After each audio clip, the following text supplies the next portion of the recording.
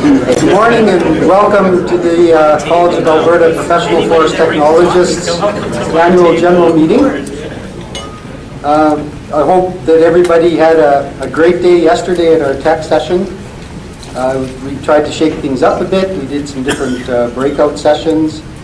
And I think I'd like to first start off by thanking the volunteers that organized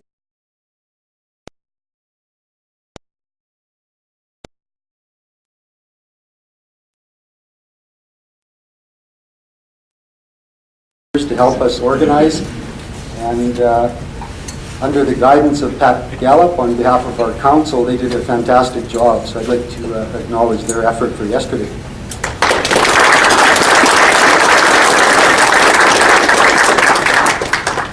And thanks to each and every one of you for taking time out to attend our tech session, and especially to attend the annual general meeting for today. Our college is I think faced with some really interesting times in the next few years, and it's great to have this type of participation and involvement in the college. We're going to get into the business part of the agenda in just a short while here. But first of all, I'd just like to introduce Bruce Mayer as our opening speaker and provide the opening remarks for our annual general meeting this year. Bruce is the Assistant Deputy Minister of the Forestry Division.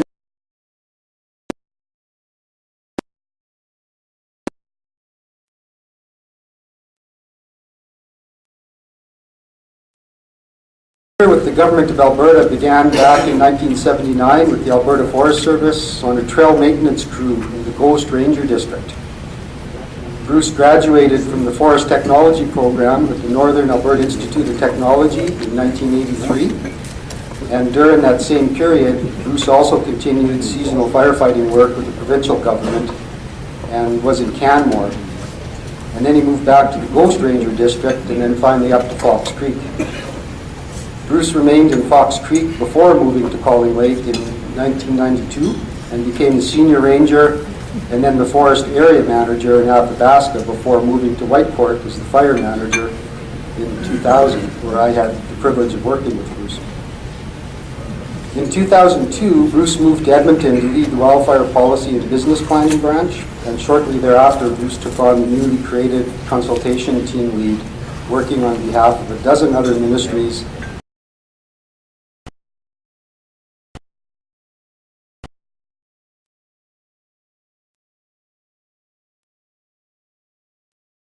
Acting Director in 2006 and Director of the Forest Business Services Branch in 2007 and 2008, before becoming Executive Director of the Wildfire Management Branch. Bruce is a member of CAPFT and received his 20-year pin last year, so congratulations on that. Bruce is an ardent history fan and Secretary-Treasurer of the Forest History Association, and I know from experience Bruce works like a bugger, both in his day job as well as all the effort he puts into the Forest Association and as well as his family. So welcome, Bruce, and I'll turn the mic over to you.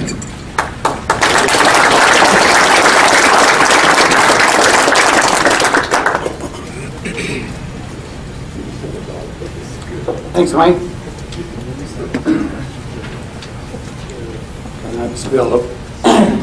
Try not to spill the water on anything.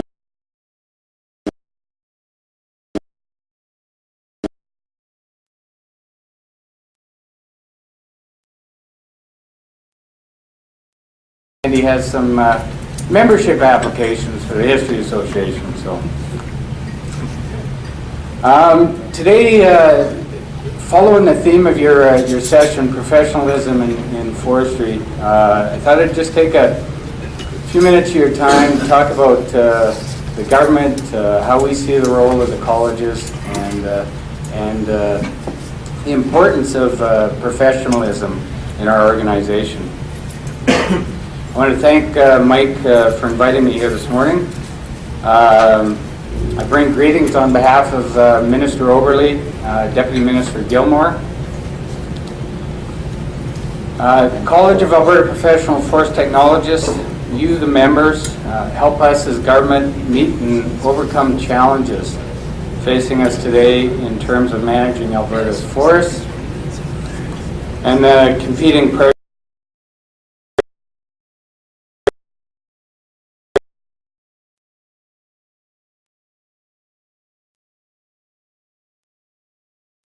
decisions. You have both education and experience necessary to guide decision-making, policy-making surrounding forest land management. Becoming a proficient professional takes a tremendous amount of education, experience, and dedication. The role of professionalism, whether it's your adherence to code of ethics, standards of practices, standard operating procedures, it gives credibility that the right information is informing the right decisions at the right time. Even when we know the decisions are right, there's still challenges, and some of these challenges are relatively new.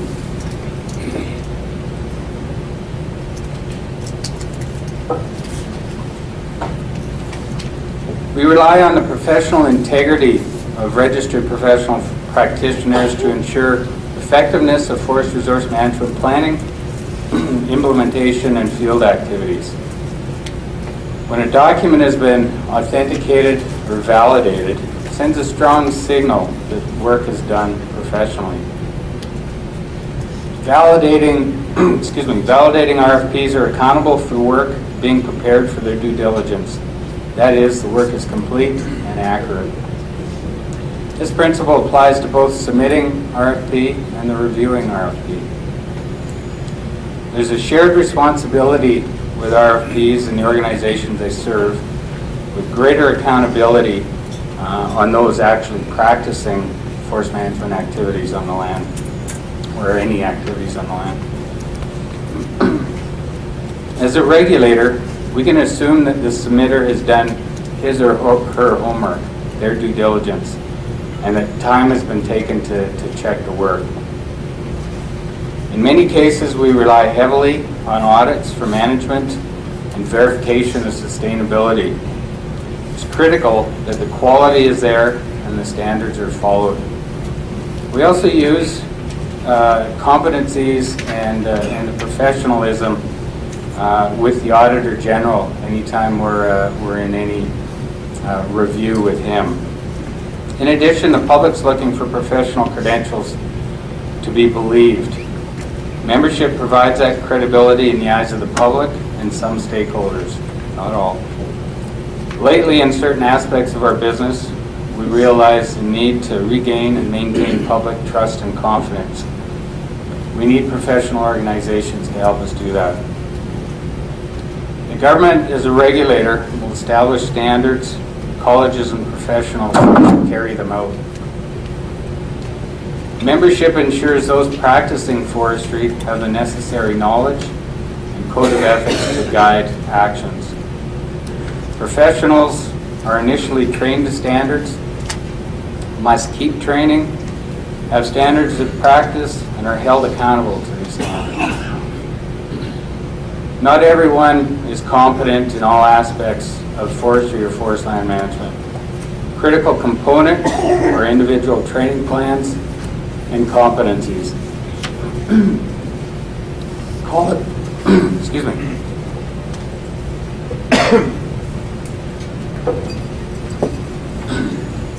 Colleges can work with the public and organizations they represent to ensure that members have appropriate training and to ensure members are clear on what work they are competent to complete.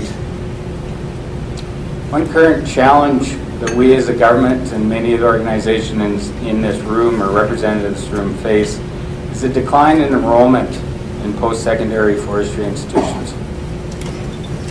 In addition, the labor market is very competitive with Alberta's oil and gas industry. And maybe even forestry education isn't sexy as what it used to be. You've got to step it up, Roger. Colleges need to be open and to adapt. How can we find efficiencies together? Are there other disciplines that could be partnered with? Some of you have heard this before. It's not blasphemy. But maybe it's time for a broader college umbrella, a natural resource type college with different streams or different disciplines. Members all competent in their own discipline, but still governed with standards, training expectations, code of ethics. There's some here today with questions on how we as a department are dealing with the same issue. Be honest, not all programs within the department require the same accreditations we use today. We're looking at other disciplines. In addition, graduates are becoming more specialized in their disciplines, and that needs to be taken into consideration. As part of our forestry-related minimum recruitment standards, and these are internal standards, we require eligibility for registration in one of the 2 colleges. This is a management decision at the end of the day. But where we have been unsuccessful in recruiting to some positions, we've had to move away from that. We're looking at a broader pool of professionals at the end of the day. That'll mean accepting other educational credentials. We need to work with the colleges, CAPFT, CAPF, on options for the future.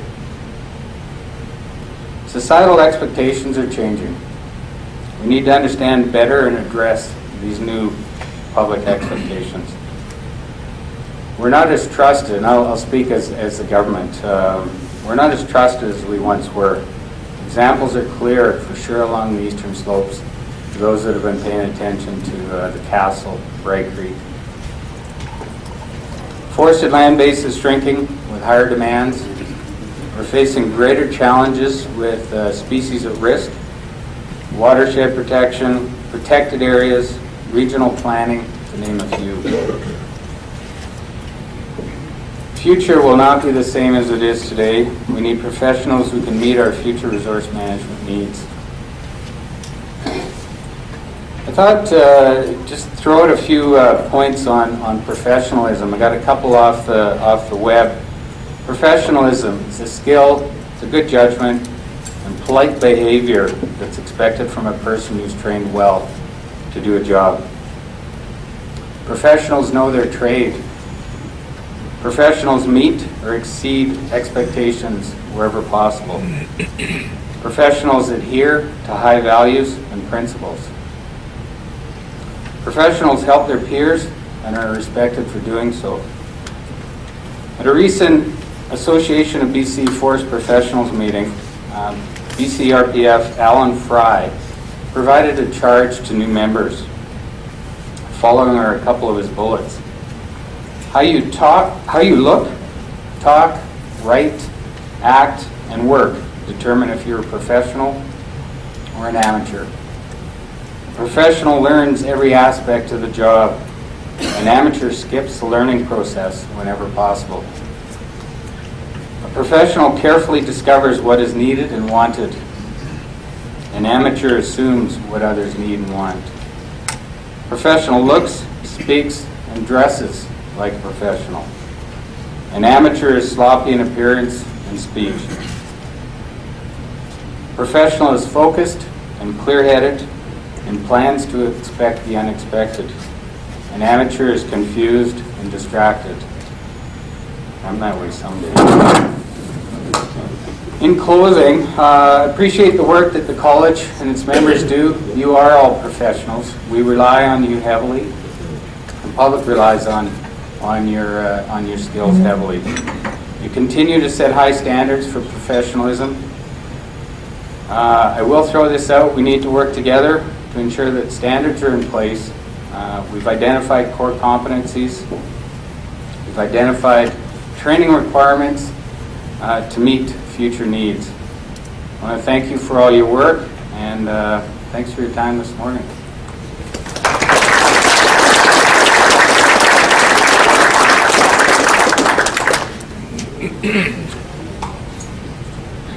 Yeah, the colleagues. Right on. Something for your office? I'm sure you guys have all the tokens and stuff already. Is it? There's something else you can do. A couple of history photos on the wall, but I appreciate it. Thank you. And if you've got any questions, Mike said I do have the floor for a little bit, so there may be a few things that I glossed over or ignored that you may want to hit me on. Some I may know the answers to, some I may not. Who's going to win the election? I don't know.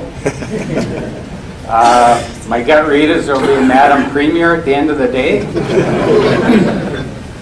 So that's about as much as I can pontificate.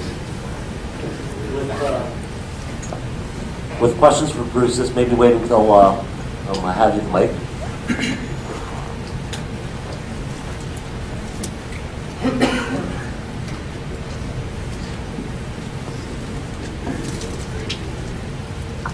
Is this going to be an easy one? No. So,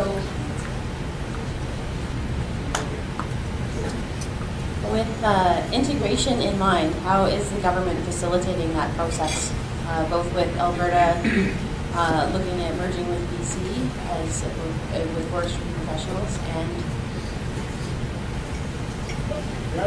Can you hear? Sir? So both with Alberta merging with BC and with getting the natural resources to merge within Alberta. I'm probably not the best one to speak on behalf of the how Alberta and BC are working. I do understand that there was some discussion. It's been kind of put on hold for time being, but something that we have to do, the Northwest Partnership agreement perspective. The natural resource, whatever umbrella college or organization we call it, it's been a lot of musing, a lot of talk. Hasn't been a lot of action on it. I don't want to put words in the mouth of my brothers and sisters at Employment and Immigration, but I know they would like to reduce the number of colleges. They would like to see more single-focused colleges. I think it's going to be a combination of E&I or the government pushing and the colleges also pushing.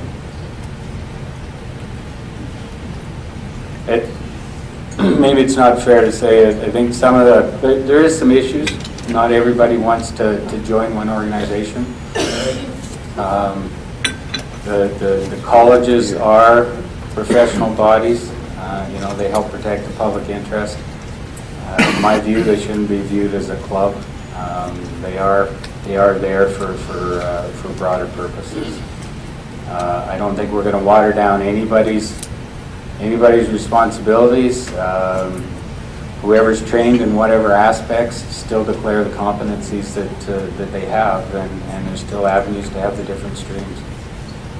Seems simple in principle, but it's going to take time. It's about relationships.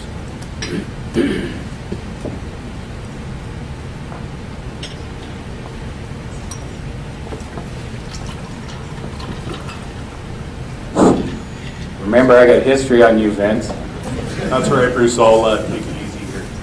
I was just wondering if you could provide us with a bit of an update in terms of the regulatory enhancement process and maybe some of the talk that's happening in Edmonton with moving towards a single regulator. Sure. For those that aren't aware, the government struck out probably a year ago and indicated that they want to have a single regulator to manage upstream oil and gas activities. What we have in a number of ministries, whether it be energy, environment, SRD, or even DRCB, there's a number of folks doing various aspects of regulatory pieces on the same piece of land. So the thought was to be a little bit more efficient, come up with a single regulator. All the work to date has been trying to put all the policies on the table to see if there's any conflicts, see whether there could be any, or where the efficiencies will occur. There's some discussion about legislation coming forward that would establish the ability to create a single regulator. But to date, there hasn't been any further movement. A lot of work in the background, a lot of work with industry on what it might look like. I know I can honestly say there's a bunch of folks in our department that are worried. The message we're trying to give to everybody is don't be worried, that there's work at the end of the day. This isn't about losing jobs, it's about being more efficient in how we manage the resource. It's, hang on Vince, it's, let's wait till Monday's over, let's wait for about another 5 to 10 days before an official government's in play, and then we'll see what comes from that. I'd now like to introduce some of our guests at our meeting, and if I can just have you stand up when I call your name, and we'll give you a big round of welcome. First of all, we have Wayne Williams. Wayne is the Deputy Registrar of Professional Occupations Associations Registration Act with the government. Where are you, Wayne? There he is.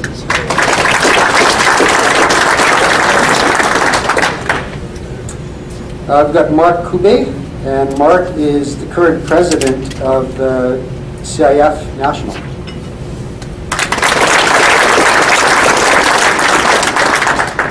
We also have Stan Cavalinas, and Stan is the chair of the Rocky Mountain section for CIF.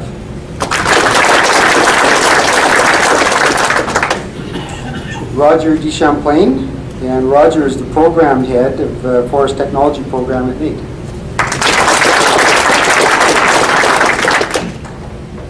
Doug Christofiak, and Doug is the Registrar Executive Director of the College of Alberta Foresters.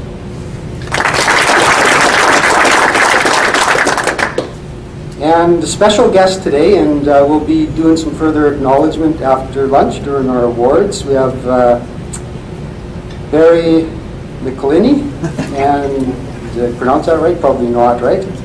And Barry is the Forest Technologist of the Year. He'll be receiving his award after lunch. So congratulations, Barry. And we'll definitely see more of you later on today.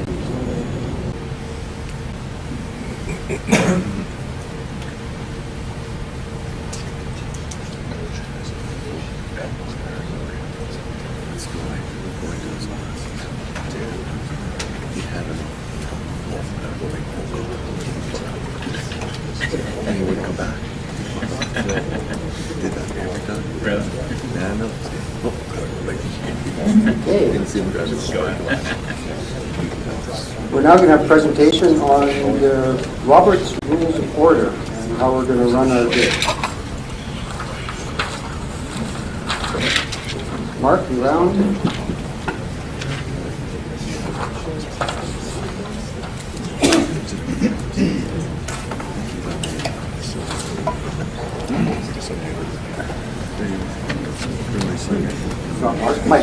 Mike Dempsey is going to be doing the Sergeant of Arms position for our AGM this year, and I'll get him to cover off the rules of order. All righty, we have to have rules here. Without rules, chaos and anarchy would descend, and we'd be nothing but mindless animals running around, hooting and hollering. You must listen to these rules, even though you've heard them numerous times before. Otherwise, I will have to bring my friend Bryden Ward here to talk to you. And trust me, you would not like that. You Bryden Ward, listen to this all day, you'll regret it, I tell you. Ha! Okay.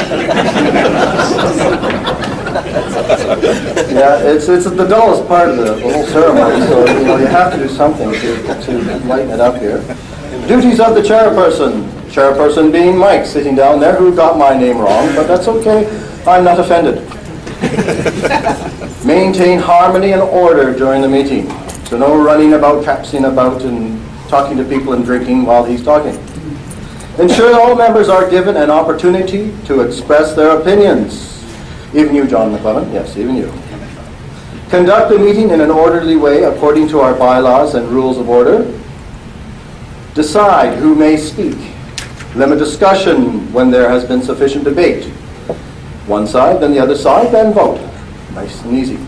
Call for votes and declare the results of the voting so that you don't go home wondering what the hell just happened. Raise your hand. Remember grade 1? Yes, put your hand up. If someone else has the floor, The chair will acknowledge with a nod, and you must wait your turn. The chair will indicate who is next to speak, either by addressing that person by name or by some other means, such as throwing a shoe at him or her.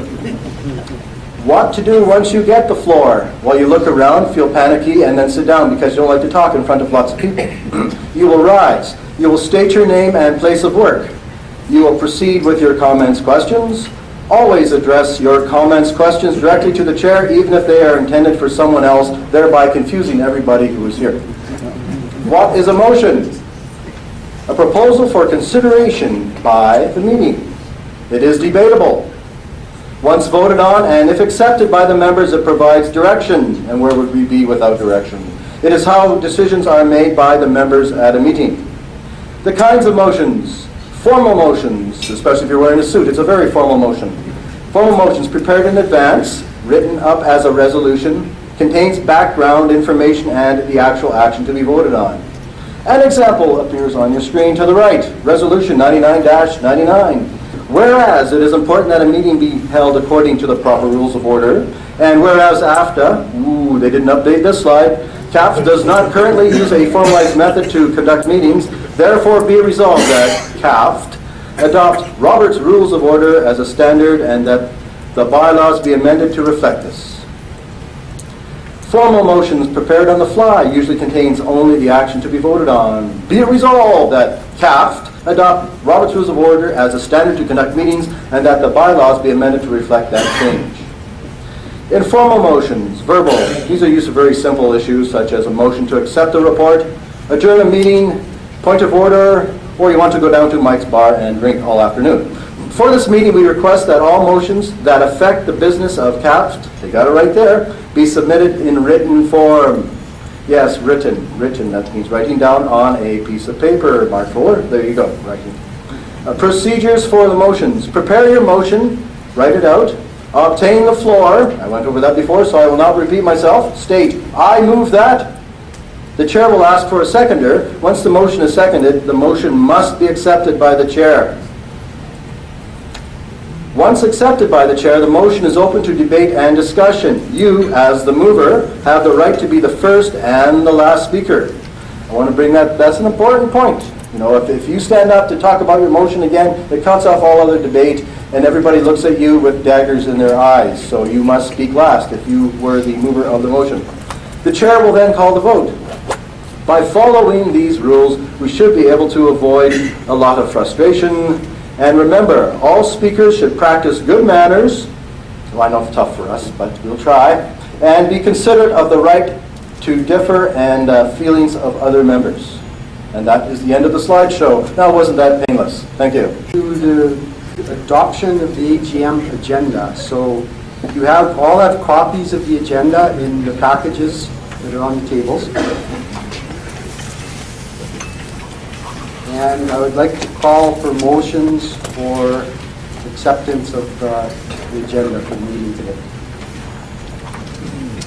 And as was just stated, if someone wants to make the motion to accept the meeting, if they could stand up, state their name, and repeat the motion. Don?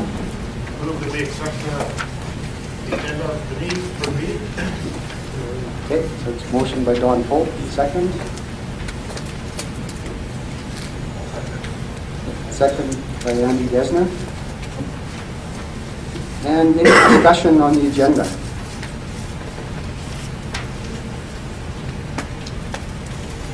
Okay, no discussion. Can I have a vote for all in favor?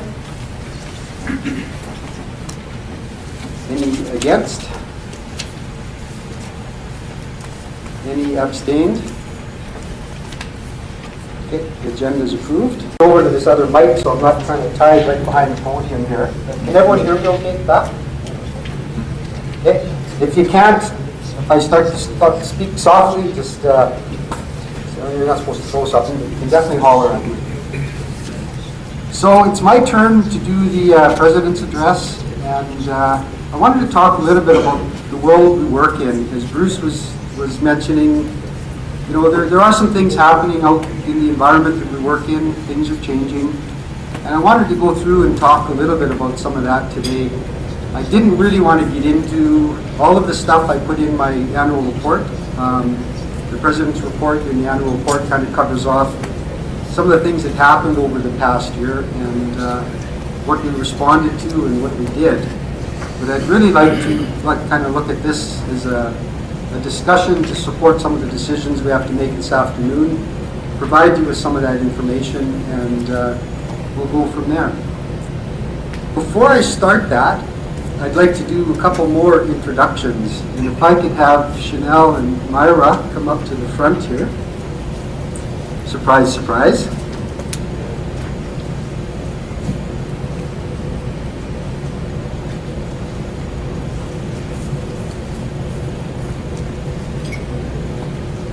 So I'd like to present to you Chanel, who is our new executive director of our college, and Myra, who is the executive assistant of our college.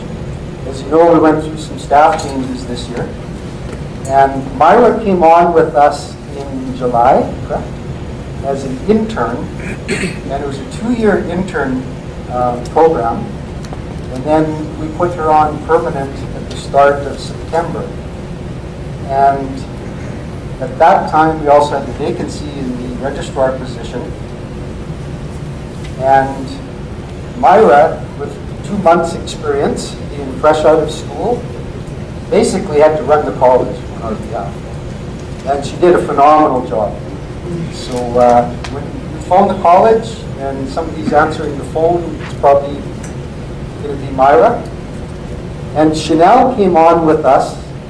Actually, she started in December at our first council meeting. Chanel is a forest technologist, and she was practicing up in Whitecourt prior to her coming to the college. And she started on permanent on January 2nd, and she had some huge tasks in front of her. So we had very little corporate knowledge in terms of what was going on.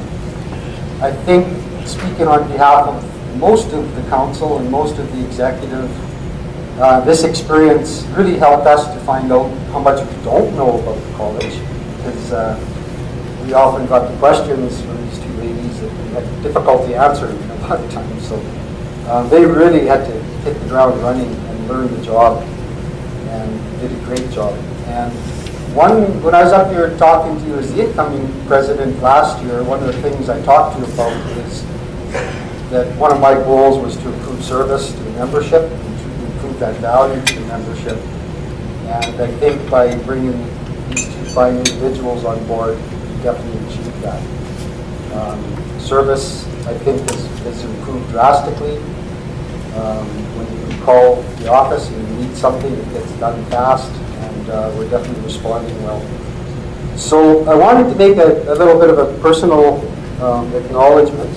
And I just have a little gift for each of you in terms of my personal thanks to you guys for doing a great job you've done since you've come on board with our college. You did truly do a phenomenal job, and you certainly helped me out a lot, especially the difficulties we went through learning the job together. So, Chanel, thank you very much. And Myra, thank you very much.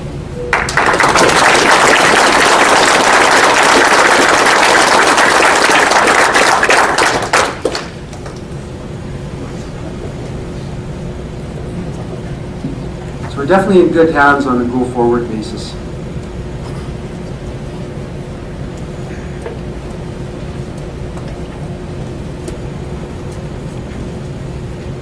So we had a lot of goals this past year. There was a lot of stuff we wanted to accomplish.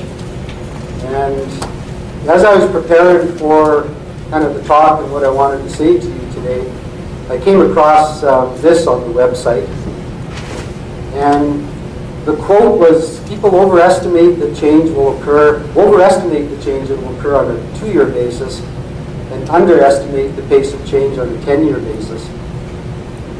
And man, how true that was, because the year went by and I don't feel like we really accomplished everything we said we wanted to do. But there definitely was some stuff done, but incrementally you don't kind of really notice what was accomplished and what was done. But over the period of time we do. So when you look at where we came from 10 years ago, there has been quite a bit of a change. There's been a huge change in our workplace in terms of the rules that we work by, in terms of the jobs that we do, in terms of the skill sets and the disciplines that have come on board in our areas of practice. And the one thing I wanted to focus on today in my presentation to you that is, as a successful organization, we need to adapt to those evolving trends. Our organization really was designed structurally and by our rules and bylaws for how we operated in the 1980s. And in the 1980s, you know, the people that were practicing forestry, quite frankly, did just about everything quite independently. We had all sorts of disciplines within our organization, watershed foresters, recreation foresters, you know, all of those kind of specialized disciplines that really don't exist anymore. We still have watershed people working on our forest management plans, but they're not necessarily forestry trained. They're trained in surface hydrology, hydrogeology, all sorts of other disciplines that come in to help us now. So those type of things have changed, and from my opinion, the college structure of the colleges based on education just doesn't fly anymore when we have an integrated workspace out there that we're all working in that involves a multitude of disciplines to pull off our work. So I wanted to take you a little bit on a trip today from kind of what's happening at an international scale. We all know map scales. We all know the forestry business, so we'll kind of start off on that 1 to 5 million scale.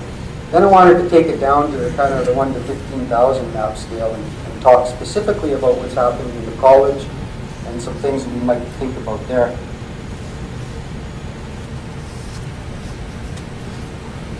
So as I said, there's lots of things changing on the landscape.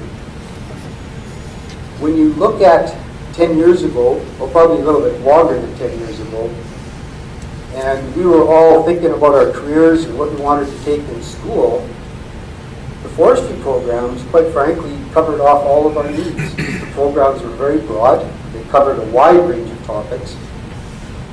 But consider, you know, many of us have children and they're at the age where they're looking at post-secondary education. Look at the wealth of options they have today in terms of going into environmental programs. It's not just the forest technology, it's not just the forestry degree programs that are out there anymore. There's all sorts of environmental science programs, there's all sorts of natural resource management programs. And we're finding that as we're out in the bush working on our projects now, they're not necessarily solely the pure practice of forestry. We're involved in forest land management, and we're bringing in all of these other disciplines. And people with education that, quite frankly, 10, 15 years ago, we never dealt with those kind of people. So the landscape has changed in terms of not only the education opportunities, but how we go about doing our work. So I'll talk a little bit first on what's happening on the international scale.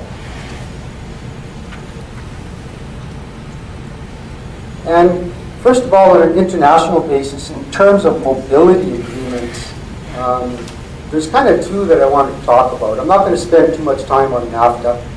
I think everyone's familiar with NAFTA. There's about 6 or 7 disciplines, professional disciplines mentioned in NAFTA that have freedom to move across the border between Canada and Mexico and the United States and practice their disciplines. We're not one of them. So it really doesn't affect us too much. And as we all know, the softwood lumber is exempt from NAFTA anyway, and all the Americans like to do is fight about that. So not too much to say about NAFTA, but there is mobility provisions in that agreement. The one I wanted to focus on is the Comprehensive Economic Trade Agreement. And that's the agreement that Canada is negotiating with the European Union. So the acronym is CETA.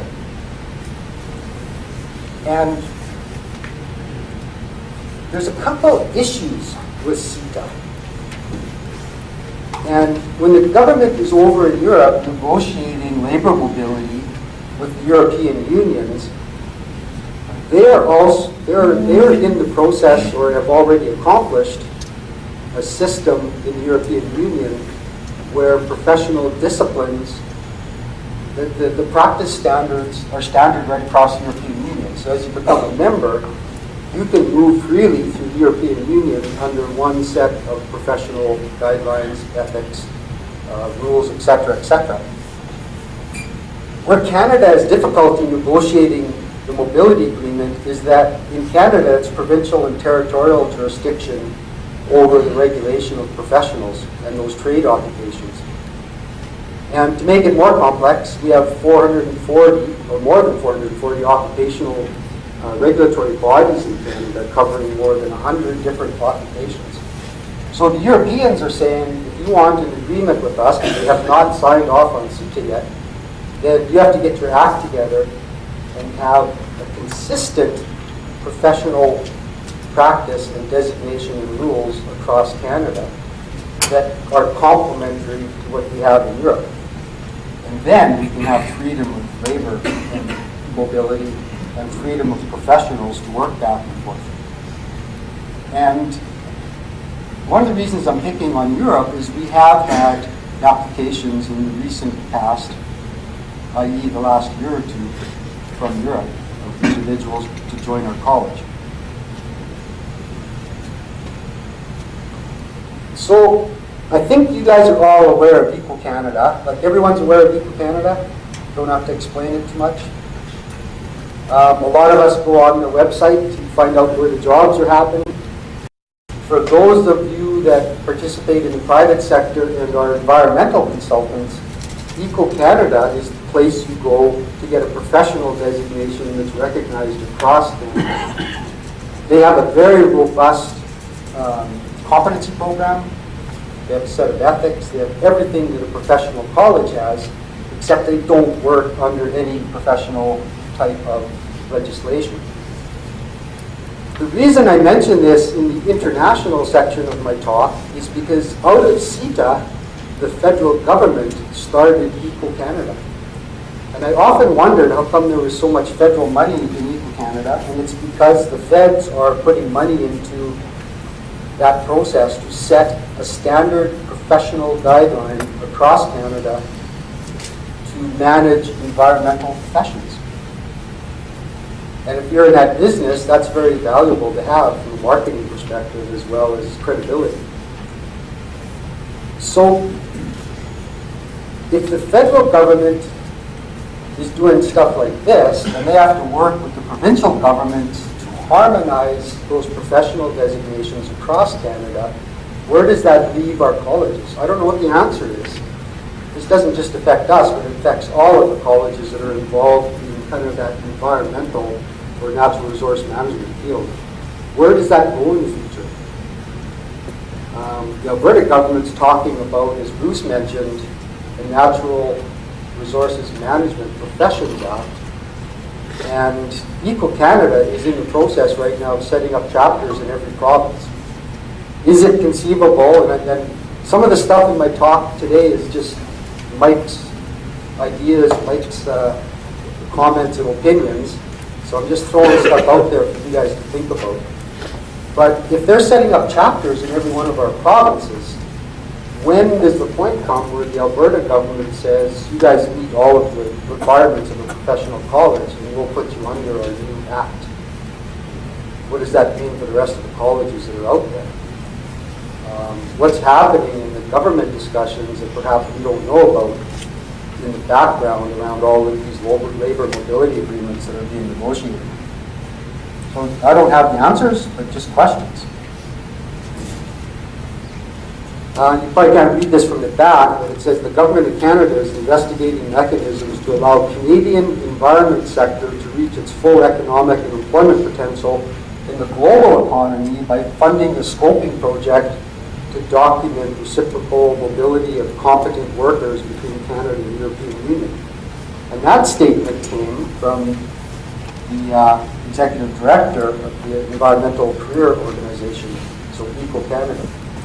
So they are taking initiatives, they are setting up branches in provinces, and it's going to be really interesting to keep our eyes on that and see where they go, because it is being driven by an international factor. So we drop down in scale here and we take it a little closer to home and we look at what's happening in Canada. We've got the agreement on internal trade that was signed off in 1994. And really, for all intents and purposes, that agreement sets the tone for eliminating those barriers to both services as well as the movement of persons across the provinces, and including the professionals. What came out of, oops, slides are a little bit out of order here, sorry about that. But, when we also look at what's happening in the Canadian education sector, since 1998-99, enrollment peaked in that period, 3,000 students graduating that year in forestry-related disciplines. Since then, the enrollment in Canadian forestry-based programs at university level has declined by 46%. And in this particular survey that I was looking at, a report, there was 12 forestry colleges surveyed that had a 28% decline since 2000. So the trends are there. I just want to back up here again. I thought I had a slide on it, but I guess I don't. But one of the things that came out of the agreement on internal trade was the New West Partnership Agreement. So when we look at the regional scale now in terms of what's happening, and I qualified region by being British Columbia, Alberta, and Saskatchewan. What came out of that agreement on internal trade was the New West Partnership Trade Agreement. And that is between British Columbia, Alberta, and Saskatchewan.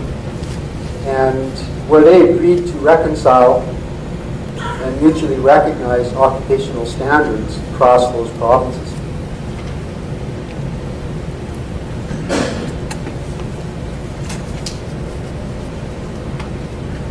That means that professionals and skilled trade persons certified in one province will be recognized as being qualified in all three provinces, so free movement, and that the benefit of that agreement is that the workers will not need to go through any material examinations. So once you've been tested once and found competent, you can move to other provinces, and theoretically you are still competent to do that work.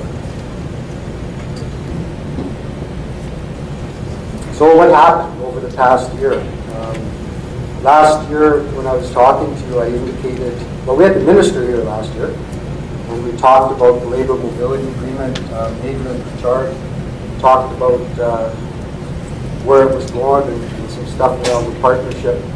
And at that time, the government wanted to do some work through the Pro-6 group and bring that to the table and start some of those discussions on the Natural Resources Management Act, and from the negotiations on the Northwest Partnership Trade Agreement, we were going to initiate some negotiations with BC and Saskatchewan and resolve those difficulties that we have.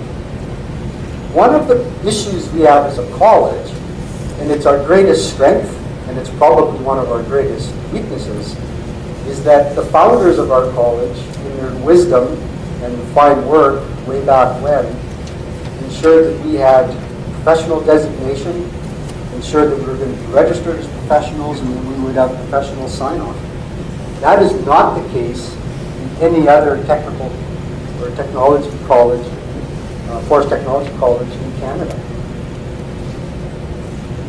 One of the dilemmas we have when we get into these negotiations, especially with BC, for example, because they're kind of quite a bit mature as an organization. They have a huge membership and they have lots of resources available to them, is that they have different sign-off authorities between the foresters and the technologists. It's not equitable. Here in Alberta, we've got quite equitable sign-off authorities between both parties. In British Columbia, we don't. And what we were negotiating was that if a forest technologist from Alberta transfers to BC, we transfer there as a full practicing regulated forest practitioner with the same rights and authorities as a forester in BC, because that's what we have in Alberta. So they have some issues with that, and they also have some issues that if they did agree to something like that, what's to stop technologists from transferring to BC, and then, what's technologists from BC to transfer to Alberta, become good standing members in our college, and then transfer back to BC is kind of a roundabout way to get professional designation at that forester level without going through their competency program and transition program to get technologists up to that level. So I called for volunteers to, since our executive director position was vacant, I called for volunteers to help us with those negotiations. And Robert Volkman volunteered, a great candidate to do that. He's actually a member with both colleges in BC and Alberta, so he knew the in and outs of both sides and had some vested interest in it. And we were within days of starting negotiation with BC, and we were told to just hold it for now. And our government representatives told us to cease and desist any negotiations, and that the senior bureaucrats from both provinces were going to get together and resolve the problem. And it didn't get resolved. And it would have been nicer to go through the negotiation process and take it to where we could, and then use the dispute resolution process to resolve the final differences. But we never did get that opportunity. So when the new government's in place next week, I think this is what we really need to push, because if you go on to the BC website, they have a transfer program in place. They've got all of their rules built already. And quite frankly, we don't have the opportunity to put a lot in place in terms of the special designations and some of the bylaws and rules that we need to manage the transition until we finish that negotiation. We need to know what it looks like first. So we're kind of running a double-edged sword here, where BC is ramming a whole bunch of stuff down our throat. They're putting a whole bunch of stuff in practice right now. But nobody's talking to each other, it doesn't seem like, or at least not that we know about. So I think that's one thing we're going to have to really follow up on this year and make sure that when that negotiation happens, no matter who does it, that our best interests are served. Because I do think that other people are going to view it that it's going to be a lot easier for them to bring us down to their level than to bring other forest technologists in other provinces up to our level. And we're not going to entertain any sort of negotiation or sign off on any agreements that diminish any of our current authorities.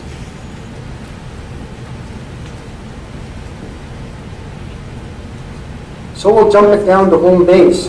What's happening in Alberta? Been some interesting things in the paper just recently. This one was from March 17th. And it was talking about red tape, and really the article was really about welders and pipe fitters and those type of trades. But in the sense of labor mobility, it was about reducing those barriers. And this article really saw the U.S. as one of our great saviors. With the economy the way it is and the situation in the U.S., there was a thought that they could bring a lot of workers up from the U.S. to help us out with our shortages. And the three things there were to remove the barriers, promote and encourage U.S. workers to come up here, and then slash that red tape. So it's definitely in the news. People are thinking about it. They're not necessarily talking forest practitioners, but we definitely fall into that realm. The other article that was in the paper just recently,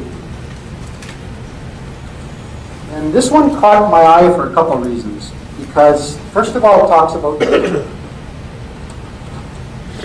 And secondly, there's a quote in here from Todd Hirsch, who is going to be giving us a presentation later on this morning. Todd's the senior economist in the Alberta Treasury branch. And he's making a comment in here that says we should be investing more in the Nathan States and working with industry to target the kind of workers we need. And that certainly helps our cause in terms of what's the future look like for education in the Forest Technologies program and the multitude of environmental programs. And how does our college fit into that? How do we broaden our views and our reach and take in some of those people? So maybe when Todd is doing his presentation, he can speak to this a little bit more eloquently than I can. But the other thing that caught my eye in this article is that the lens that the NAIT is putting on their programs is they're asking themselves, is the program relevant?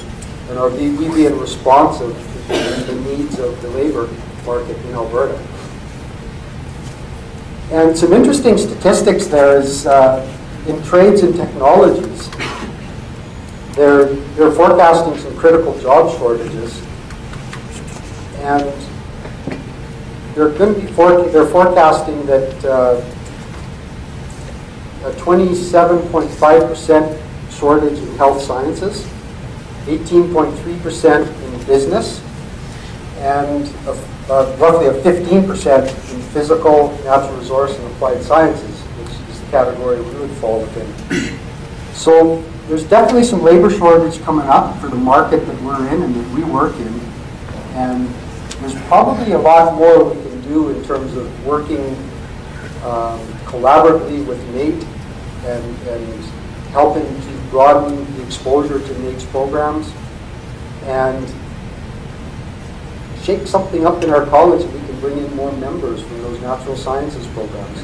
Because we're working alongside with those guys out in the field. They're basically the newcomers that are coming in and replacing us are the people from those other programs in a lot of cases. They're not just the forest technology programs anymore. So interesting article. And what I liked about it is, the other thing is they talked about SAFE and NAIT, putting out students that can hit the road running, do the work, and serve the market needs almost immediately upon graduating. We talked about this a couple times, the Natural Resources Management Professions Act, proposed legislation to regulate professionals working in the natural resources management field under a single act. We need a lot of dialogue on that, and in my discussions with the minister a couple times after our last meeting was that I felt very strongly that government first initiate the discussion with the executive members of the professional colleges. So I'm not just talking about ourselves, but the Pro-Sex group. And I was very adamant that I thought that, and when I say that the executive of the colleges, I was talking to the elected members. Because government still wants to deal with all the executive directors, but that goes back into the councils in a roundabout way. And I think from the very start they should be talking to the leadership and getting that commitment to move forward and understanding everyone's needs and understanding what some of the risks are.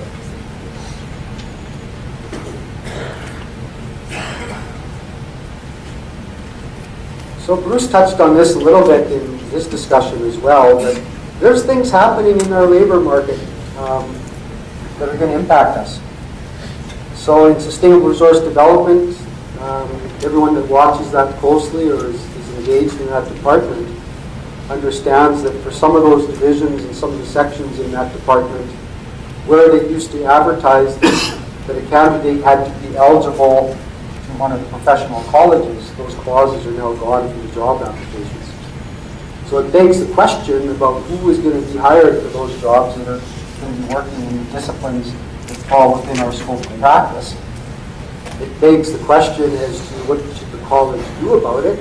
Is that something we should follow up on? Is that something where the college should be doing some investigation in terms of whether that's truly within the scope? That scope of practice right now is very gray, and I think we need to do some work to make it a little bit more black and white. And the single regulator, we had a question from the floor on that model and what that's going to do. And again, I think that's going to take a lot of our members off into a brand new organization They're going to be looking more for planners, for inspectors, for compliance people, I don't know. But those type of people can come from any of a multitude of disciplines. And I think we have to have some serious consideration of what that's going to mean for our college in terms of membership in the future. And when I say that, I'm not talking just totally negative. There's opportunities there as well. There's opportunities to increase membership, just as much as there's risks that we might have declining membership. Can I just do a time check? Am I okay for time yet? So let's take it down to the college. What's happening right at the grassroots level here? This membership chart is a little bit different than the one that's in your annual report. The one in the annual report only has the registered members. This one includes our members that are in training and associate members. But for all intents and purposes, the trends are the same. And we can see that our membership has been fairly good over the last, since 2005, we've kind of stayed half-assed stable. But then there's a serious drop-off in 2010. And I think what we're starting to see here is the retirement bulge. Baby boomers starting to retire. And where in the past our membership was exceeding our departures, that's no longer the case. This is our first year in history where we did not have cumulative growth. This chart shows a little bit because we show the student members and the associates, but the chart that's in your annual report is just our professional registered members, and it's flat. So we had equal number of people coming into the organization as what left. So we need to think about what's the trend over the next 2 years, 3 years, 10 years. Are we still going to increase that cumulative growth, or are we kind of over the hump and on the downward trend? So if we put these two slides together, we can see that there's some things we need to talk about, there's some strategies we need to put in place. Again, today's not about finding the answers, but it's definitely to start the dialogue. If you're an investor in the stock market and you're looking at that top chart, when would you buy and sell, Bill? I think you probably buy during one of the dips. And 2012, if you're the optimist, would be a good time to buy shares, because it's got nowhere to go but up. So I think we have to be the optimists here. And how can we move that trend line heading back upwards? The other thing that's going to be on the bylaws this afternoon is we're going to be revisiting some of our dues. And I did a little bit of a benchmarking exercise just to give you a comparison before we go into that discussion as to what, how we relate to some of the other organizations. So I just looked at the New West Partnership, so Alberta, BC, Saskatchewan. What's highlighted in yellow is the cheapest. So if we go across the top row, for a registered professional forest technologist, annual membership dues are $335. BC is $538. And Saskatchewan is $360. So we're the lowest in terms of dues. For our forest technologists in training, in Alberta it's $335.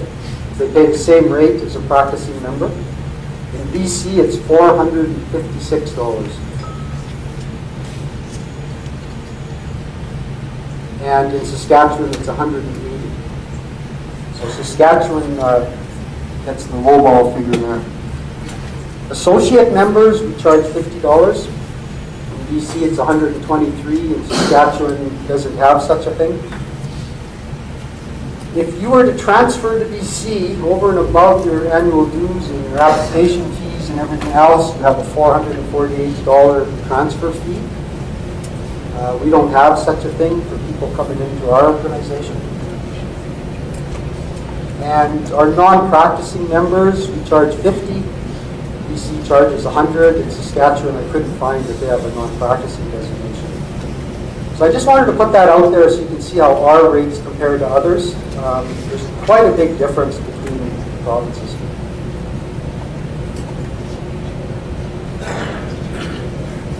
So I'm just going to wrap up here now. I think we can all agree there's some change ahead. It's just trying to decide what changes are going to have some impact on us and how we want to influence and drive that change. And in terms of our college, in terms of our success, our sustainability, and where we can take things in the future, well, there's some levers we can pull as operating the business. We can raise dues. Simple, easy fix, but it's short term. Keep doing that too often, there's going to be a threshold where everyone decides that it's not, the value isn't there, we're going to leave. So there's some risk to that. We can increase membership by looking at mergers of peoples. We can increase membership by looking at bringing in some other associate members. And that's going to be on the agenda for this afternoon. We can increase enrollment at NAIT into the Forest Technology Program. So what can the college do to promote that best? We don't do a lot right now. I don't think we talk to the existing students, but how do we talk to the potential students? There might be some partnerships with Workwell, with the Alberta Forest Products Association, with CAP. That's why we had CAP here yesterday, was to try to reach into that organization. But what can we do to promote more people going to NAIT? Broadcast that wider net there in terms of who we invite into our college. And there's some structural changes. The structural changes might be big, but it's having our structure reflect the workplace that we work in. It's not just based on education anymore, because there's too many options out there for education. We might want to look at building our college in the future and transitioning it into college based on practice and competencies for specific disciplines. And move more to that competency-based organization. It doesn't matter what your education was, it's what you did after you started in the workplace, continuing competency, what you did to improve yourself. All of the things that you learned, you did by experience, learned by experience through your career. So change is going to happen. We can drive it, we can influence it, or we can wait and see where it takes us. Personally, I like to be in the driver's seat, and certainly the influencer's seat. But I just want to leave you with some questions. What's the right direction for the college? We're going to have some of those discussions when we go through some of the bylaw amendments this afternoon. How do we start moving in the right direction? Who are our partners and stakeholders that we need?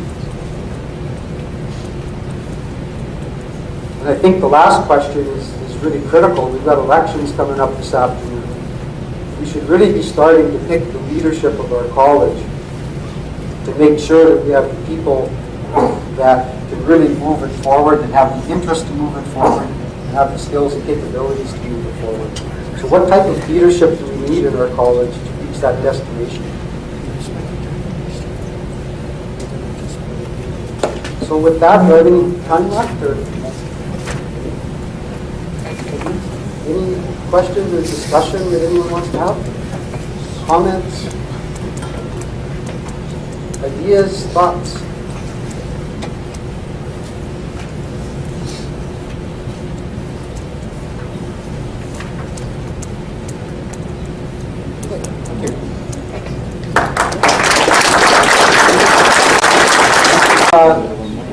Butch just advised me I went through the agenda here too fast. I was excited about talking to you, so I forgot to adopt our 2011 AGM minutes.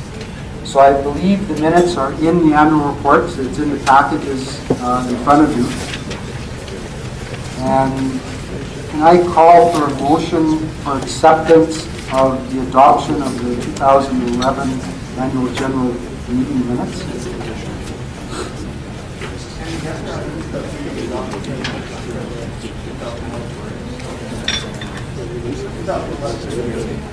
Okay, so we have a motion by Andy, and can I have a second?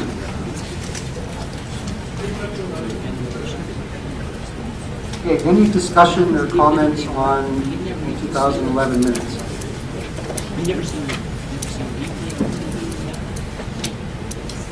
Okay, I'll call for a vote for acceptance as per the motion of 2011 AGM minutes. All in favor? Any against? Any opposed? Okay, minutes are passed. All right, good morning, everybody. I'm going to move on to, I'm going to try and make this as short as I can. I'm going to move on to to start off with, I'm going to introduce the review engagement report by Slamco and Visor, and that's page 25 in the annual report.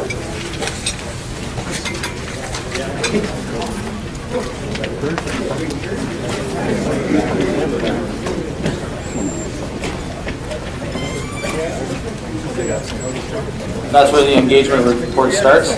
But I'd like to direct your attention to just a few key points. I think it's all of our responsibility to look this over. If you have any questions and or concerns, you can address them. You can either call or email me or address them later in the question period. I'd like to go to, and this review engagement report is as of December 31st, 2011. I'd like to go to page 30. You'll see in here, you're probably all wondering why we had such a surplus when we didn't budget for that. This is primarily due to the understaffed situation that everybody is aware of. That's and that was $42,833 this year. And direct you as well to page 33 in the annual report. Just to two key points: short-term investments. Here. So it looks a little bit smaller on my screen here. TBL savings as of December 31st, 2011, 68,296. And the long-term investments, which is on page 34, the next page, that is 213,415, and interest rates vary from 0.5 to 3.75 in that. Is there any questions?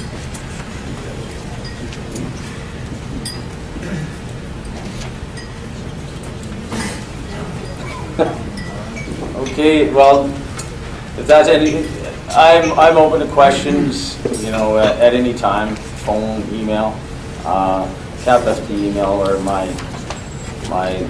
other address, pfgrnlnk email address.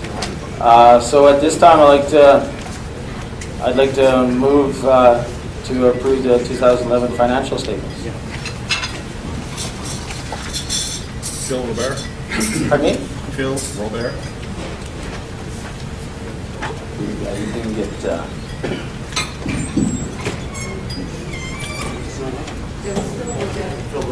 Okay.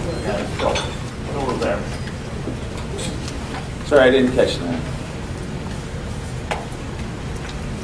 I second. You second? Pat Gallo. Pat Gallo. Second. All in favor? No. Oh, sorry, discussion. Sorry. I got open for discussion. All in favor? Against? Abstain?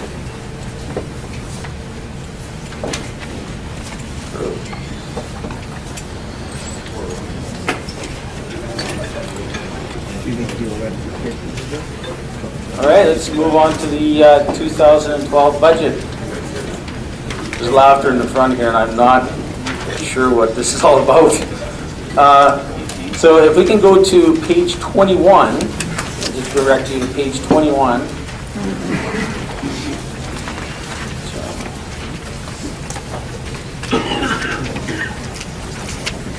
I'm going to mouse pad this going on the page.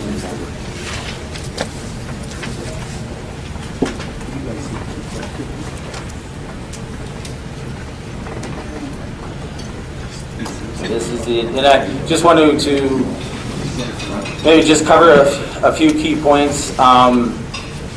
In with the budget.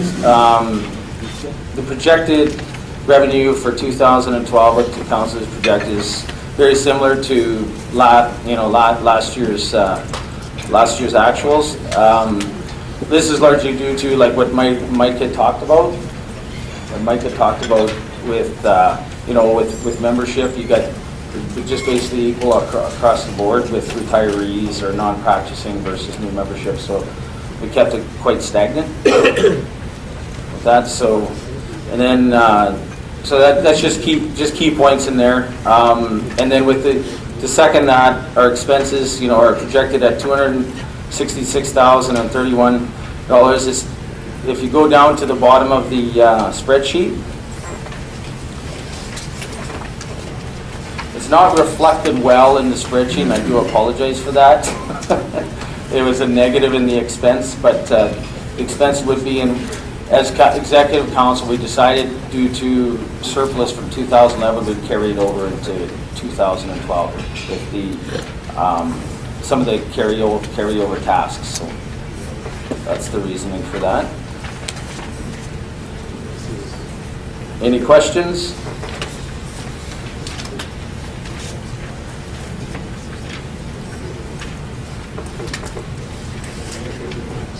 Okay.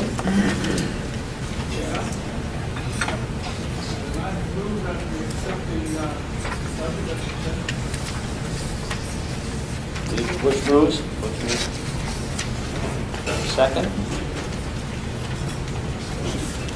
I guess I'll second that. Chad Egan. Discussion?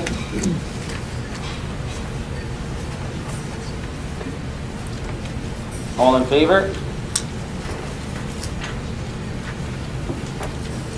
Against?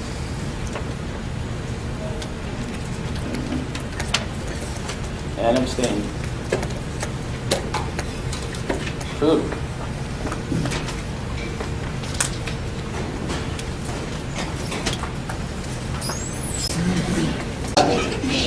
We'll break things up every little while and hand out a few gifts throughout the day here. It's my pleasure now to introduce to you Todd Hirsch. For those of you that have been regular attendees at our AGM, I think this is the third year now that Todd has visited us and provided some insight in terms of the state of the economy. And Todd joined the Alberta Treasury Branch Financial in May 2007.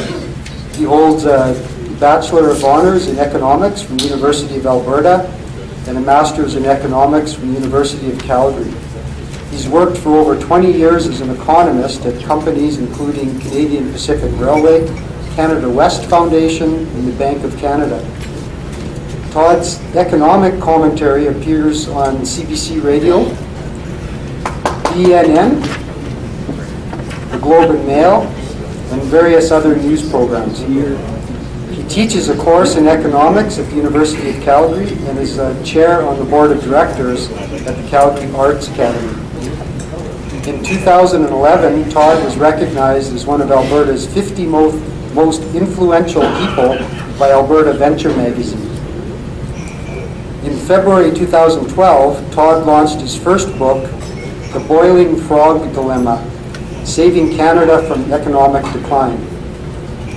And with that, I'd like to welcome Todd Hirsch.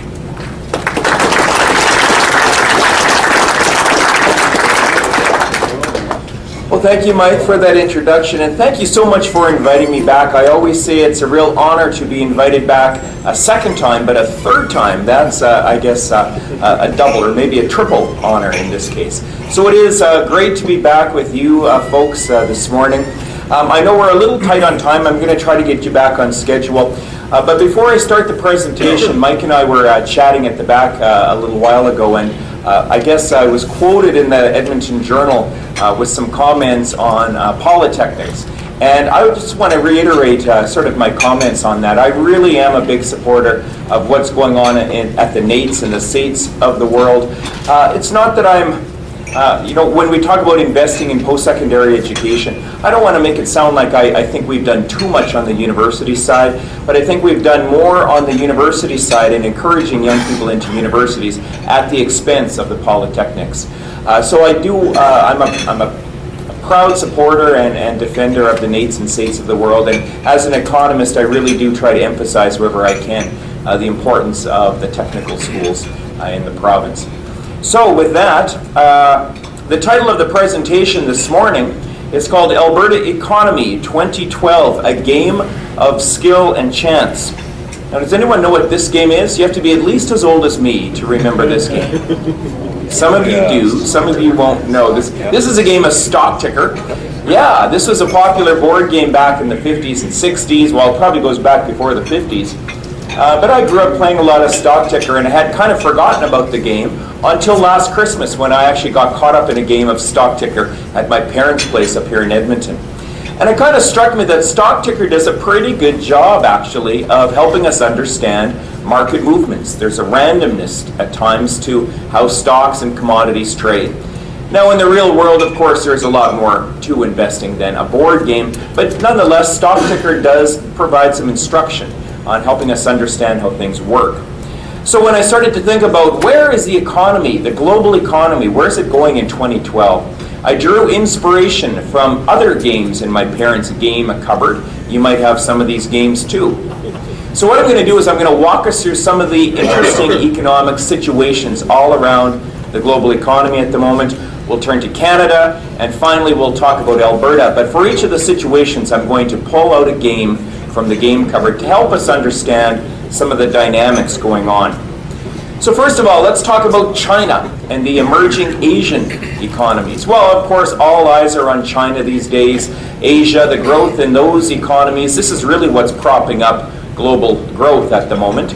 And we've got a lot of skin in the game here in Canada and in Alberta related to commodity prices. But China's economy particularly is interesting because it's the largest of the emerging Asian economies.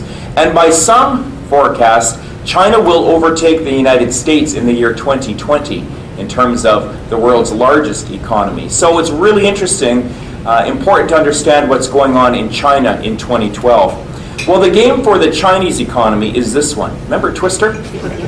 This was a great party game back in the 60s and 70s. And Twister, to be a good Twister player, you basically need three qualities. You need flexibility. It really helps if you're young. But almost more importantly, you need balance. And China's economy, that's going to be the game for the Chinese government and the central bank, is to keep growth in China balanced right around 8 or 9%.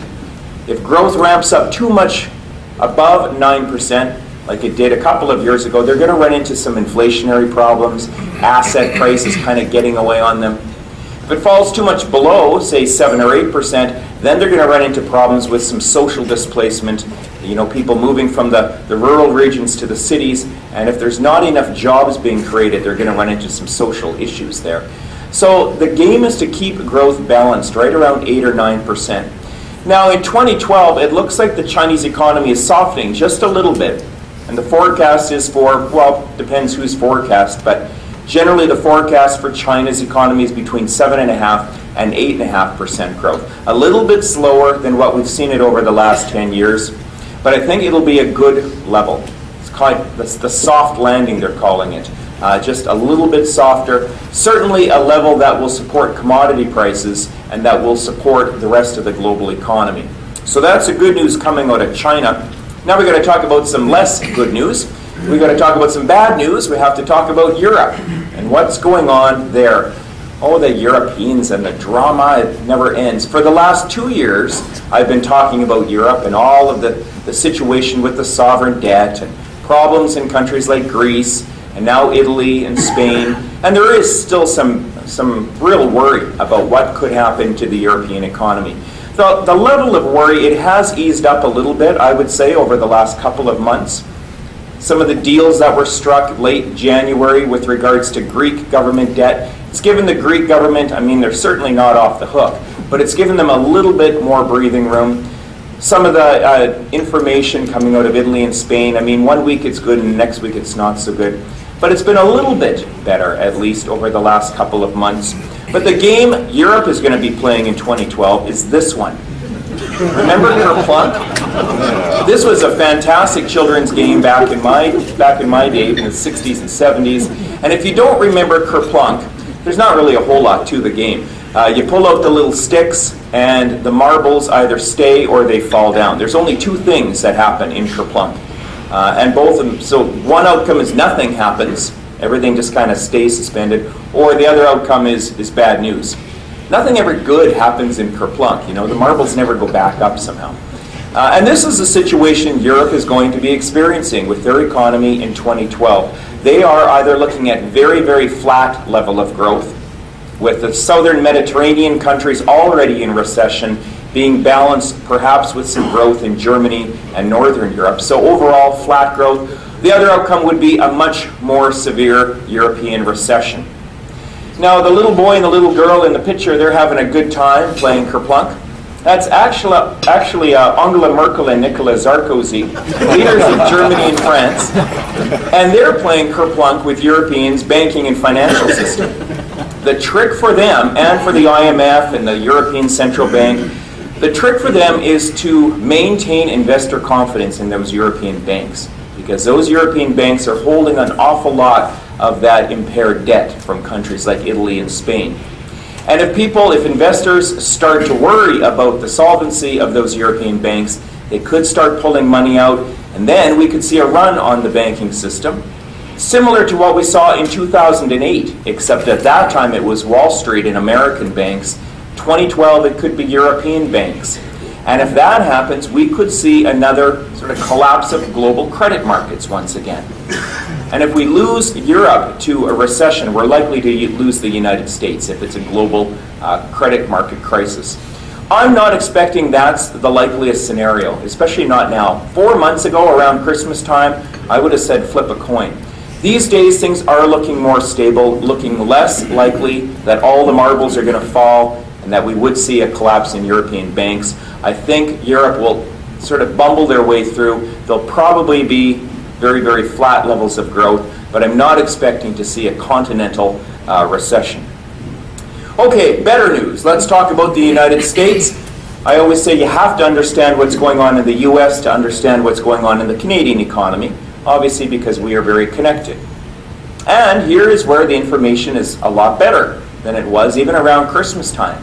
2011 was kind of a rough year for the United States. In fact, around the summer and fall, there were real worries that they were going back into recession, you know, the double dip. But right around October, all of the indicators started to turn around, and now most of the indicators in the United States are actually encouraging. Now, I don't want to overstate the situation. The US is not back to where it was pre-recession.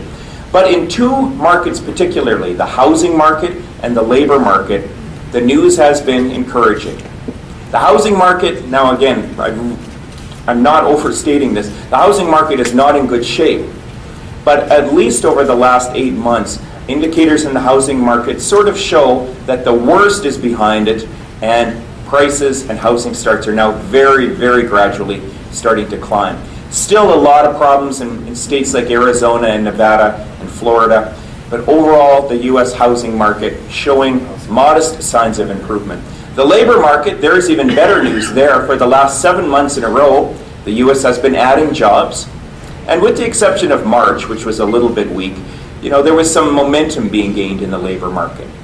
A little bit of some of the indicators out this week showing that, you know, the March and April job figures might not be maybe as strong as we had hoped. Nonetheless, the job market is moving in the right direction. That unemployment rate has come down a little bit from 10.2% 4 years ago to 8.2% now. It'll probably continue to eke its way down in 2012, but again, it's going in the right direction, and that's positive. The game the U.S. economy is going to be playing is this one. Remember Operation? Operation was an interesting game because it was entirely a game of skill. There was no luck involved in Operation. There was no dice, no drawing of cards or anything like that. You know how it went. It took a steady hand. You had to go in there with the little tweezers, and you had to remove the little bits of plastic. Well, for the last 4 years, the U.S. Federal Reserve has been trying to accomplish one task, and that is to sort of stimulate the U.S. economy with monetary policy. Basically dropping interest rates to zero, flooding the U.S. economy with 2 rounds of quantitative easing with you know, bombs of cash on the U.S. economy. But they have not yet successfully achieved their goal. So they haven't really removed the piece of plastic yet. So it's, assignment incomplete. But they also haven't messed things up. They haven't touched the edge and lit up the guy's nose. You know how it goes in operation. They haven't screwed it up. And 4 years ago, there were a lot of warnings that if the U.S. Federal Reserve starts printing money, like they were planning to do, that two very bad things were going to happen. They predicted you were going to get runaway inflation, Zimbabwe style, and you were going to cause the U.S. dollar to collapse. Well, 4 years into it now, there's not a whiff of inflation in the U.S., and in fact, the U.S. dollar is remarkably stable. So the naysayers, the doom and gloomers back in 2008 proved that they were not right after all. The U.S. Federal Reserve has not caused a catastrophe, but they've also not yet quite accomplished their goal. All eyes will be on the Federal Reserve in 2012, Ben Bernanke and his band of merry men at the Fed, to see what, in fact, they're going to do. Now, Ben Bernanke's been saying a third round of quantitative easing is probably not necessary. And that's positive news because it shows that the Fed is now thinking the U.S. economy is stable enough, it's on the right track, it doesn't need a third hit to the chest with the paddles. It's already had two, but a third one probably won't be necessary. 2012 will likely be a better year for the U.S. economy than was 2011, and it is moving in the right direction. Okay, let's talk about the Canadian economy, what's going on this side of the border. Well, as everyone in the room knows, Canada, we are very much at the mercy of what happens all around us in the global economy. We're affected by the U.S. very, very much. In Europe, the situation there, Mark Carney's talked about the headwinds and the imminent collapse of Europe. We're affected, obviously, by what goes on in Asia, too, especially with regards to commodity prices. A lot of these things are out of our control in 2012, so the game we're playing is this one. Ants in the pants. Now, don't overthink ants in the pants. If you don't remember the game, there's not a whole lot to it. You flip the ant and you try to land the ant in the pants, and that's it. No strategy. But it really is much more a game of luck than skill or anything like that. And this is where Canada's economy is in 2012. In some ways, it's a game of luck for us because so many of these global situations are completely out of our control. In a way, we just kind of have to hunker down and hope for the best, and things are looking a little bit brighter. Even this week, Mark Carney and the Bank of Canada, they've revised their forecast once again for the Canadian economy in 2012, suggesting that, well, improvements now in the United States and things are looking a little less dismal in Europe. All of that helps prospects for the Canadian economy. They've raised their forecast for growth this year, and there's even suggestions that rate increases from the Bank of Canada could come a little bit sooner than later. And when they mean sooner, they're not talking next week or next month. They're talking probably in the next 10 to 12 months. So maybe around early 2013, we could anticipate the bank raising rates. 3 months ago, it was pretty much conventional wisdom that the bank wouldn't move until probably the end of 2013. So the timeline for rate increases has been moved up lately, but it's still going to be a few months into the future before we see rates starting to rise. Okay, let's turn to Alberta. Anyone know what building this is? The Edmontonians in the room should know. This is the new art gallery of Alberta. Very unusual looking building, and I use this picture as my slide, I guess, for Alberta because Alberta's economy is in a very unusual situation at the moment. We came sailing through 2011 in fantastic shape. The final numbers from Statistics Canada aren't yet quite available, but it appears that Alberta's GDP grew about 3.8 to 4% real GDP growth last year. And if you consider everything that's gone on in the global economy in 2011, 3.8, 4%, that's a remarkable level of growth. We were without question the job engine of Canada. Half of all the jobs created in Canada last year were in this province, 50%. And we only account for 12% of the population. So there's no question Alberta's economy was on fire last year, and the main reason for that was this right here. And you guys know the game, you guys are in a different industry, but I think you understand the provincial economy is primarily driven by energy resources, and in 2011, notably, crude oil. And those prices, they did bob around a little bit in 2011. They were kind of soft over the summer and into the fall. About $73 was the low point it hit in September. But then it turned around and started to climb, and by the end of 2011, that North American benchmark price was right around $100 a barrel. And it's been right around $100 a barrel in North America for the last 5 months. It's actually kind of stable right around that point. Now, if $100 US seems like oil is expensive, actually North America is experiencing softer oil prices than the global price. It's much more costly in Europe right now for a bunch of different reasons. Nonetheless, $100 US oil is a pretty good, pretty favorable price for Alberta producers, both the oil sand plays and also the conventional and unconventional crude oil. So we've been doing well riding on the back of resource prices. It's interesting to talk about where prices were last year, but what most Albertans want to know is where are oil prices going in 2012? Well, here the game is this one, Snakes and Ladders. This is a classic board game. It's been around for a long, long time. And if you played Snakes and Ladders, you know how this one goes. This is entirely a game of luck. There's no strategy at all. That's what makes it a great game for the whole family, because there's no strategizing around Snakes and Ladders. You roll the dice, and your player moves up and down depending on where you land. And that really is where Alberta sits with respect to these global oil prices. We are a price taker. And in 2012, there are going to be factors moving oil prices higher or lower. There's going to be ladders and snakes. The ladders in 2012 that would push prices higher really focus in the Middle East, the situation there. Obviously, a lot of turmoil, a lot of political instability in the Middle East. And if that intensifies in 2012, that will push prices higher. $120, $130 a barrel is possible. $150 if Iran really starts to look like they're going crazy with nuclear weapons. We don't know what could happen in the Middle East, but the situation is intensifying. There are, however, some snakes that could push oil prices lower. And it's the snakes that always seem to sneak up on Alberta and surprise us. But the snakes are always out there. You remember that the European situation with the game of Kerplunk. If we were to see a collapse of the European banking system and another seizure of global credit markets, the situation could be just as bad as it was in 2008, and we could see another global recession. And if we saw that happen, we would lose Asia. Not maybe to an outright contraction, but growth in China would go from 8% to maybe 3 or 4%.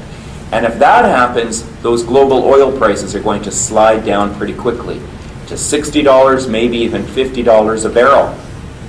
So what's it going to be? $50, $150 barrel? We don't know. It is a game of snakes and ladders. But my guess is that where we're sitting right now in Q2 of 2012, my thought is that the ladders are a little bit stronger than the snakes. In other words, the likelihood of intensified tensions in the Middle East, that is more probable than a collapse of the European banking system. Anything could happen, but I think we will see these oil prices stable and maybe even a little higher in 2012, around $100 to $120 US a barrel for that North American benchmark price. And if that happens, that's certainly a favorable price environment for Alberta and producers here. I do want to talk a little bit about the pipelines. I got to watch my time. Pipelines. Who knew that energy pipelines would rise to the #1 business news story in this province last year? Usually pipeline utilities are pretty dull. They don't really attract a lot of attention. But in 2011 and now in 2012, there's a lot of focus on what's going to happen with these pipelines. The Keystone XL pipeline, it received a couple of denials from the U.S. Now, the tone has been changing a little bit there lately. Northern Gateway, I mean, that was supposed to be the simpler pipeline to put in place. A lot of questions there, too.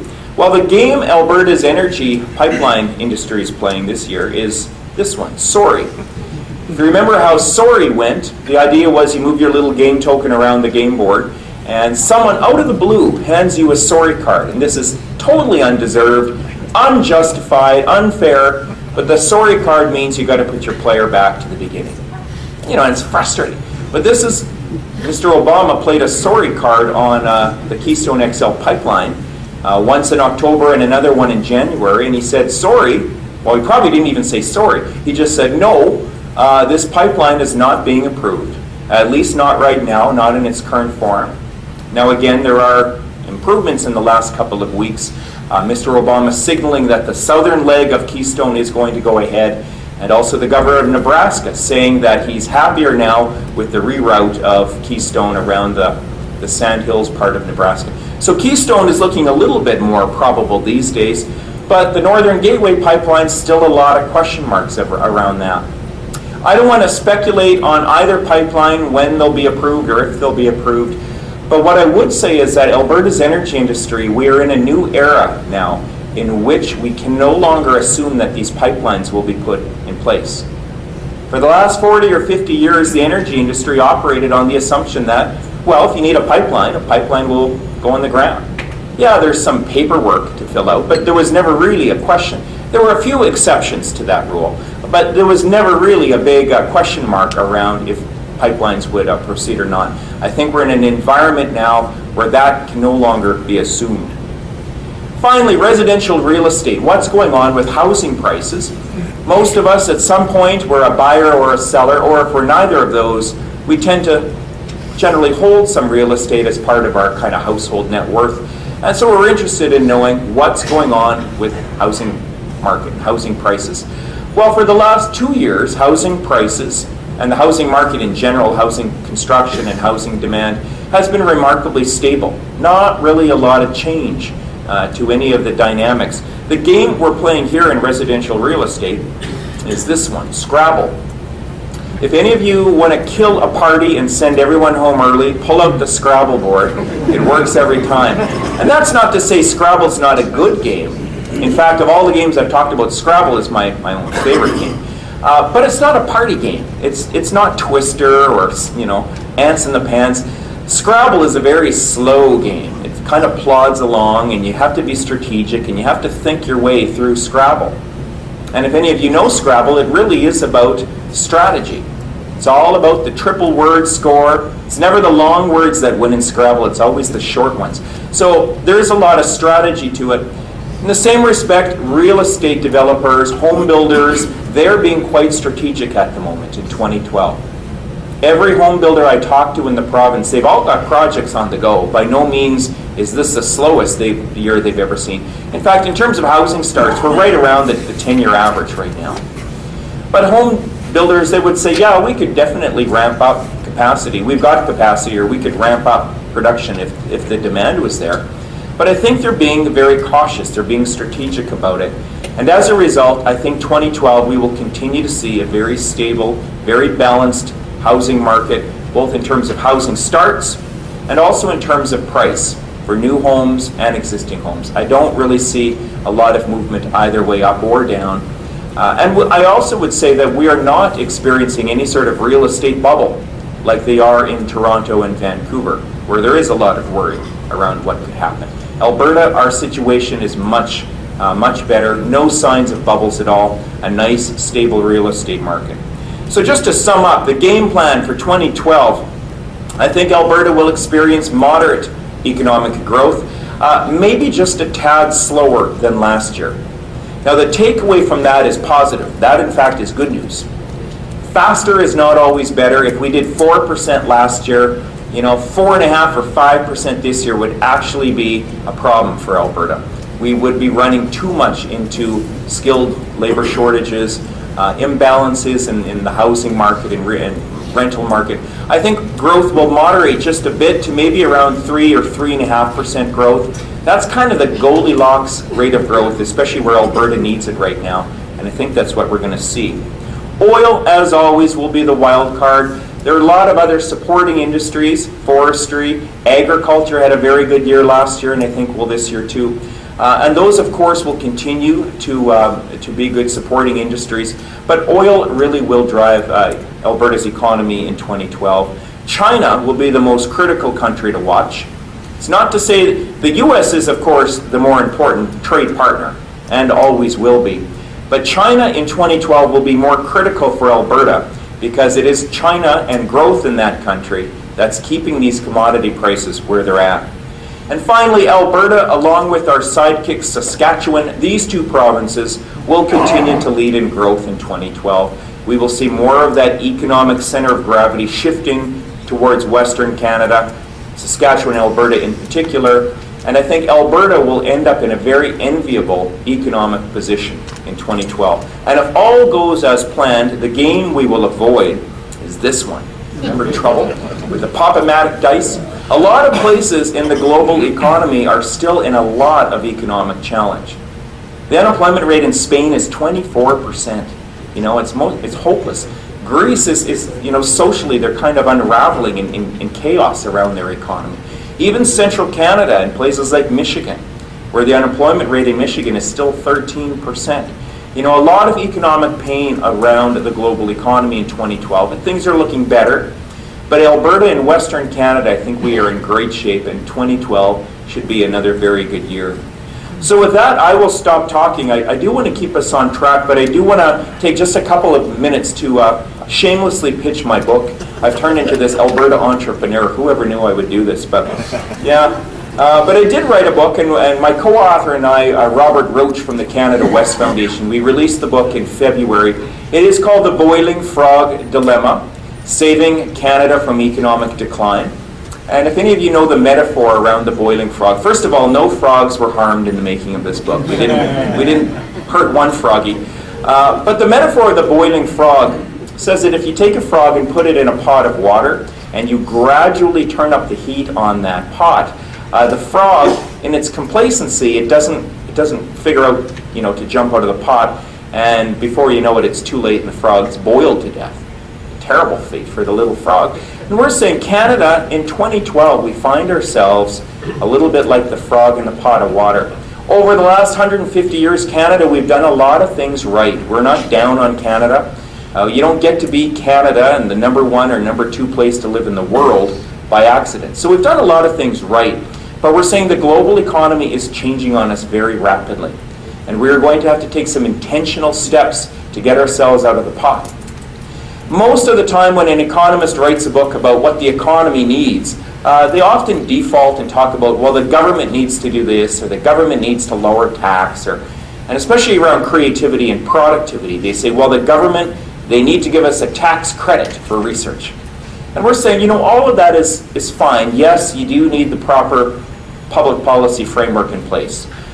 But a government tax credit can't make us creative. It can't make us innovative, or risk-taking, or entrepreneurial.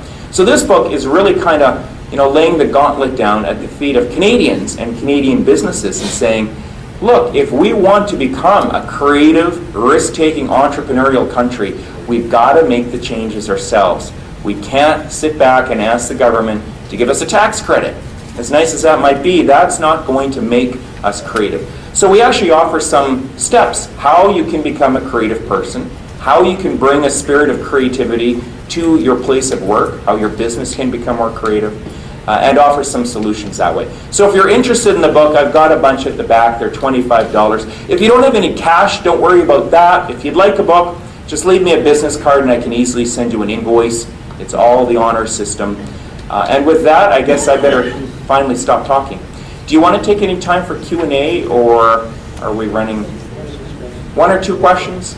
If there are any. Yes, at the back.